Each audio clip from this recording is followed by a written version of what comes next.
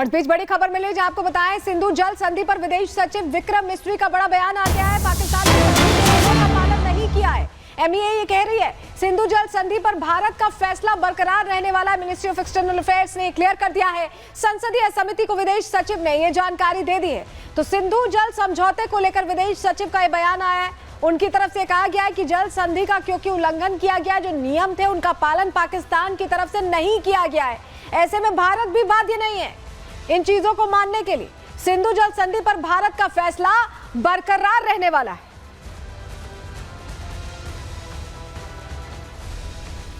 चलिए अब आपको बताते हैं कि अलग अलग मौकों पर हमने कैसे पाकिस्तान को एक्सपोज तो कर दिया। अब हमारी तैयारी बढ़ी, हमने डेलीगेशन भेजा है सच्चाई एक्सपोज करने के लिए, और अब आर्थिक स्ट्राइक की भी तैयारी। कैसे ये तैयारी है जान लीजिए। पाकिस्तान पर बड़ी तैयारी कर रहा है भारत, आर्थिक स्ट्राइक करने की तैयारी कर रहा है। पाकिस्तान को FATF की ग्रे लिस्ट में शामिल कराने की कोशिशें अब हमने तेज कर दी हैं।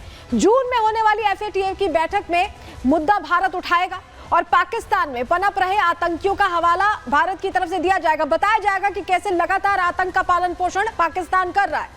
भारत पाकिस्तान आतंकवाद को रोकने में पूरी तरह से नाकाम रहा है। पाकिस्तान ये भारत बताएगा। आतंकवाद पर रोक के लिए ग्रे लिस्ट में डालना जरूरी है, ये दलील भी भारत की तरफ से दी जाएगी। और भारत ने अंतर्राष्ट्रीय साझेदारी के साथ बातचीत शुरू कर दी है ताकि जून में जो FATF की बैठक हो उसमें भारत के पक्ष को और मजबूती मिले। आप समझिए कि एक बड़े पर्सपेक्टिव में जो हमारा डेलीगेशन गए हैं, अलग अलग डेलीगेशन गए हैं, वो इसीलिए विदेश गए क्योंकि हम एक अलग पर्सपेक्टिव में आगे बढ़ने की सोच रहे हैं। हमारी तैयारी बढ़ी और FATF की अगर ग्रे लिस्ट में डालना है तो उसको लेकर पहले बाकी देशों को भी बताना होगा कि पाकिस्तान में कैसे आतंक की जड़ें लगातार गहरी हैं। लेकिन आपको बताते हैं अब जब हम कोशिश करेंगे तो इसका असर क्या होगा। जब FATF में हम अपनी बात रखेंगे तो असर क्या होगा जान लीजिए।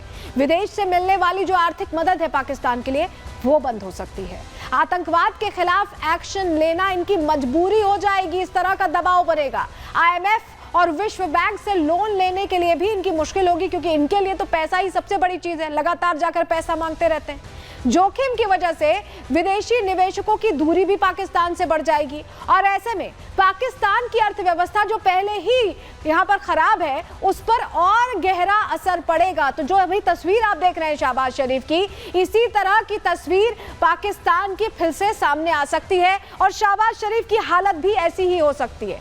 डेलीगेशन निकल चुका है अलग अलग देशों में पाकिस्तान को एक्सपोज करने, और जो बड़ी बातें निकलकर सामने आएंगी उससे पूरी दुनिया के सामने पाकिस्तान की किरकिरी तो होगी ही। जो भीख मांगने निकलते थे शहबाज शरीफ, उस भीख के पैसे से भी उनको कुछ नहीं मिलने वाला है। रिपोर्ट आपको दिखा रहे हैं।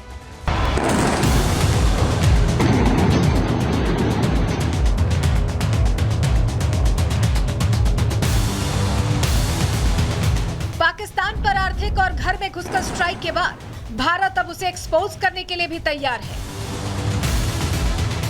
पहलगाम हमले के बाद आतंकियों को पालने पोसने वाला पाकिस्तान अब धीरे धीरे बेनकाब हो रहा है। मिडिल ईस्ट हो या अमेरिका, भारत का प्रतिनिधिमंडल सबूतों के साथ पाकिस्तान को घेर रहा है। सालों से भारत के खिलाफ आतंकी साजिश रचने वाले पाकिस्तान को इस बार भारत छोड़ने के मूड में नहीं है। यही वजह है कि इन आतंकी हमलों का लगातार जवाब दिया जा रहा है। पाकिस्तान के घर में घुसकर प्रहार किया जा रहा है। पाकिस्तान को पानी के लिए मोहताज किया जा रहा है। आर्थिक स्ट्राइक की जा रही है, लेकिन उससे भी ज्यादा जरूरत है पाकिस्तान को अंतर्राष्ट्रीय स्तर पर चूर चूर कर देने की, जिसके लिए भारत की टीम पुख्ता सबूतों के साथ रवाना हो रही है। इस प्रतिनिधिमंडल के जरिए भारत दुनिया को बता देना चाहता है कि वो पाकिस्तान ही है जो इंसानियत का दुश्मन है। वो पाकिस्तान ही है जो आतंकवाद को बढ़ावा देता है। वो पाकिस्तान ही है जिसने पहलगाम में आतंकी हमला कराया। वो पाकिस्तान ही है जिस पर किसी देश को कोई रहम नहीं करना चाहिए। और अब यही बात दुनिया के सामने रखने के लिए 2 भारतीय प्रतिनिधिमंडल विदेश रवाना हो गए हैं, जिसमें शामिल है बैजंत पांडा के नेतृत्व वाली टीम जो सऊदी रवाना हुई है और शशि थरूर के नेतृत्व वाली टीम जो अमेरिका रवाना हुई है। आदरणीय मोदी जी के नेतृत्व में भारत ने जो न्यू नॉर्मल सेट किया है पिछले दशक में, यह है कि आतंकवाद के लिए हमारा जीरो टॉलरेंस है। ये नया भारत है, ये जरूर हम रेस्पॉन्स देंगे और जो कोई ऐसा हमला करने के लिए सोच रहे हैं उनको सोचना पड़ेगा कि वो बहुत महंगा पड़ेगा उनको, और ये हम करके दिखाए हैं। भारत ने करके दिखाया है ऑपरेशन सिंदूर के जरिए। सरकार ने तो उनकी पोजीशन काफी स्पष्ट किए हैं। हमारे स्पोक्समैन मिनिस्ट्री के और हमारे फॉरेन सेक्रेटरी साहब भी सीधे लोगों को बताएं कैसे हुआ और क्या हुआ। ये तर्क करने के लिए हम नहीं जा रहे हैं, हम समझाने के लिए जा रहे हैं, लोगों से मिलने के लिए, और हमारे जो भी हमने सह लिया है कुछ सालों से इसके बारे में बोलने के लिए। मिडिल ईस्ट रवाना हुए डेलीगेशन में AIMIM के सांसद असदुद्दीन ओवैसी भी शामिल हैं, जो मुस्लिम देशों को बताएंगे कि कैसे पाकिस्तान आतंकियों की फैक्ट्री बनकर नापाक साजिश रच रहा है।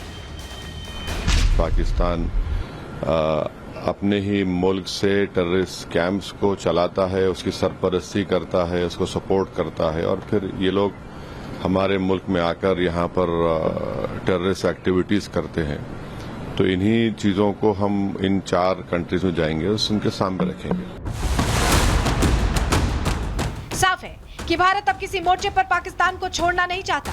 यही वजह है कि दुनिया के अलग अलग देशों में भारत के सांसदों को सबूतों के साथ भेजा जा रहा है, जिससे पूरी दुनिया को पता चल सके कि पाकिस्तान ही आतंकियों का पनाहगार है, जिसका सही इलाज ऑपरेशन सिंदूर जैसे एक्शन से ही हो सकता है।